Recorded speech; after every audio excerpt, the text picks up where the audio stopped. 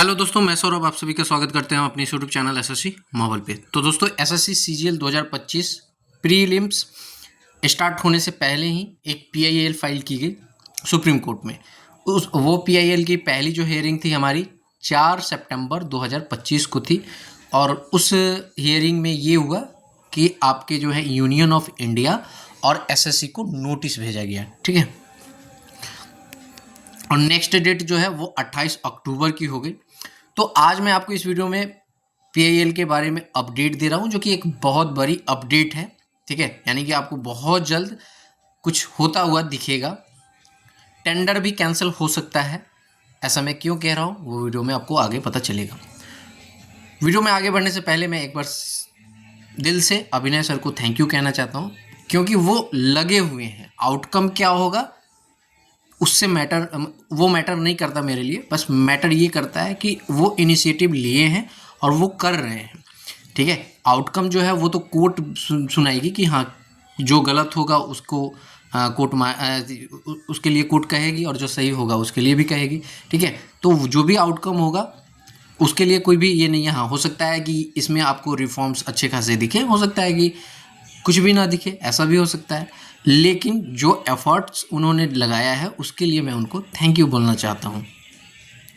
Video में आगे बढ़ते हैं। चैनल पे पहली बार हो गए तो चैनल को जरूर सब्सक्राइब करना। टेलीग्राम से नहीं जुड़े तो लिंक आपको डिस्क्रिप्शन में जुड़ जाना। वीडियो अच्छी लगे तो लाइक और शेयर जरूर करना। आप सभी को पता है कि ये है हमारी जो पीआईएल थी, जिसका डायरी नंबर आप देख सकते हो 48355। ठीक है, यहाँ पर इसकी फर्स्ट हेयरिंग जो है यहाँ पर आपकी 4 सितंबर को हुई थी, जो आप सभी को पता है। और इसमें हुआ क्या था कि यूनियन ऑफ इंडिया और एसएससी को नोटिस भेज दिया गया था। और इस टेंटेटिव यहाँ पे देखोगे, टेंटेटिवली केस जो है may be listed on likely to be listed 28 October 2025। तो ये बहुत एक लंबा आपका यहाँ पर डेट पड़ा और ये टेंटेटिव है, ये ऐसा नहीं कि फिक्स है। ठीक है, तो अभी क्या हो रहा है ना, जैसा कि सर ने कहा कि सर ने सारे प्रूफ्स जो भी एसएससी के एग्ज़ाम में डिस्ट्रप्शंस है उन सारे के प्रूफ्स जो है कोर्ट में उन्होंने फाइल कर दिया है। ठीक है, और ये जो पीआईएल है वो आपका कल मूव होने के बहुत ज़्यादा चांसेस है, जैसा सर ने बताया है। कल आपके मूव होते हैं तो आपको हो सकता है कि इस फ्राइडे इसकी हियरिंग भी हो, और हियरिंग हो सकता है कि हियरिंग होगा तो कोर्ट इसमें कुछ अपनी इंस्ट्रक्शन भी दे एसएससी को, ऐसा हो सकता है। ठीक है, तो आपकी हियरिंग जो है वो मतलब अगर मूव कल हो जाती है तो आपकी यहाँ पर मतलब जल्दी डेट लेने की कोशिश की जाएगी और शुक्रवार को, जैसा सर ने बताया कि फ्राइडे को आपकी हियरिंग हो सकती है। यानी कि आप ये समझ सकते हो कि आने वाले एक वीक में आपकी हियरिंग होने के चांसेस पूरे हैं। दूसरी कि आपका टेंडर कैंसिल हो सकता है। वो कैसे? टेंडर भी कैंसिल हो सकता है। वो कैसे? क्योंकि टेंडर के लिए भी एक केस फाइल होने जा रही है कि टेंडर जो अभी जो आपका टेंडर चल रहा है उसके लिए कि ये कैसे करप्टेड है और बैंड टेंडर है, ये टेंडर है, इन सारी चीज़ों के लिए भी एक केस फाइल होने वाली है। तो अगर वो केस फाइल होती है उसके खिलाफ भी हम लोग सारे प्रूफ्स हैं ही, तो सारी चीज़ों को लेकर वहाँ पे कोर्ट में फाइल किया जाएगा और उसके बाद उस पर हियरिंग होगी, फिर उसका जो भी आउटकम होगा। तो पॉसिबिलिटी ये भी है कि अभी टेंडर भी कैंसिल हो जाए, क्योंकि एसएससी टेंडर हटाने के मूड में नहीं है। ठीक है, क्योंकि इतने सारे डिस्ट्रप्शन होने के बाद भी वो एग्ज़ाम ऑनगोइंग की हुई है, जबकि मैं कहता हूँ कि एग्ज़ाम जो है ना फेयर नहीं हो रहा है एग्ज़ाम। ठीक है, तो फेयर एग्ज़ाम है ही नहीं तो फिर ये एग्ज़ाम कराने का कोई मतलब ही नहीं है। आप कोई भी एग्ज़ाम उठा लो जो अभी 2025 में स्टार्ट हुआ है, सिलेक्शन पोस्ट फेज 13 की, अभी तक इन्होंने आंसर की नहीं दिया है। क्यों? क्योंकि आंसर की देंगे तो बवाल होगा। तो अभी आपका सीजीएल चल रहा है, आंसर की नहीं देंगे, सीजीएल के बाद में आंसर की देंगे, फिर उसमें लोग इधर उधर होगा, फिर सीजीएल का आंसर किया जाएगा, फिर उसमें कुछ बच्चे के अच्छे मार्क्स आएंगे, बच्चा 2 पार्टों में बढ़ जाएगा कि हमारे अच्छे मार्क्स आ रहे हैं तो हम मेंस में लग जाते हैं। तो ये पूरी जो स्ट्रेटजी है वो एसएससी की है और वो इसलिए जो है आपको यहाँ पर आंसर की नहीं दे रही है। तो सिलेक्शन पोस्ट फेज 13 में भी डिस्ट्रप्शन हुआ, स्टेनो में तो भर कर हुआ, क्योंकि स्टेनो छोटा एग्ज़ाम है। ठीक है, वहाँ पे बहुत कम बच्चे बैठते हैं। ठीक है, तो वहाँ पे भी डिस्ट्रप्शन हुआ जहाँ पे कम बच्चे बैठते हैं और उनके पेपर में मैथमेटिक्स का क्वेश्चन पूछा गया, जबकि सिलेबस में है ही नहीं। आज तक इसका एसएससी ने जवाब दिया ही नहीं है कि इसके ऊपर वो क्या करेगी। तो अगर एसएससी उन लोगों को एडवांटेज देती है जिनके मैथमेटिक्स के क्वेश्चन पूछे गए हैं, तो एडवांटेज उन लोगों को देगी तो जिनके शिफ्ट में मैथमेटिक्स नहीं आए हैं फिर उनके साथ अनफेयर होगा, ठीक है। अगर एडवांटेज उन लोग को नहीं देती है तो मैथमेटिक्स क्वेश्चन नहीं आने चाहिए थे तो फिर उनके साथ अनफेयर होगा।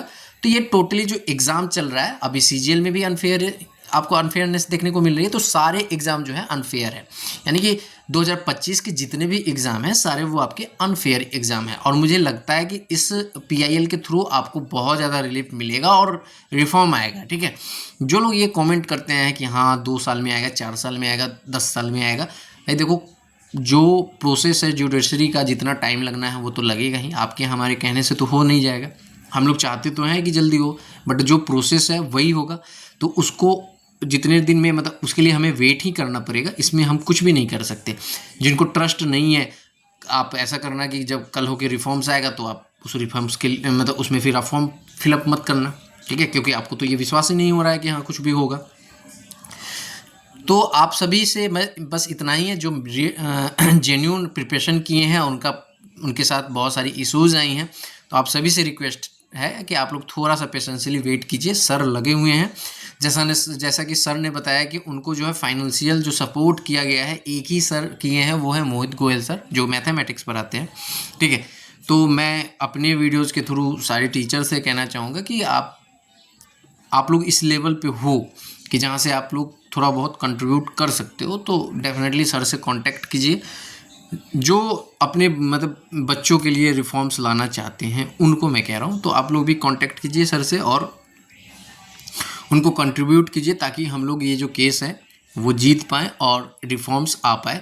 तभी हम मतलब आप लोग का भी जो भी चीज़ें हैं, जितनी भी बैचेज हैं या सारी चीज़ें बच्चे पढ़ेंगे, अच्छे से सिलेक्ट होंगे तो सारी चीज़ें चलती रहेंगी। नहीं तो इतना डिस्ट्रप्शन में तो कौन सिलेक्ट हो रहा है कौन नहीं, बहुत सारी चीज़ें चल रही हैं इशूज़, ठीक है। तो आप सभी टीचर से यही रिक्वेस्ट है कि आप लोग भी इसमें कंट्रीब्यूट कीजिए जैसा कि मोहित गोयल सर ने किया है, ठीक है। सो इस वीडियो में इतना ही, मिलेंगे अगली वीडियो में अगली अपडेट के साथ। इसका जो भी अपडेट होगा मैं आपको ज़रूर दूंगा, ठीक है। साथ ही साथ मैं एक अपडेट और दे दूं कि सीजीएल 2023 सुप्रीम कोर्ट का जो केस था उसमें आपकी कल हियरिंग थी 23 नवंबर को।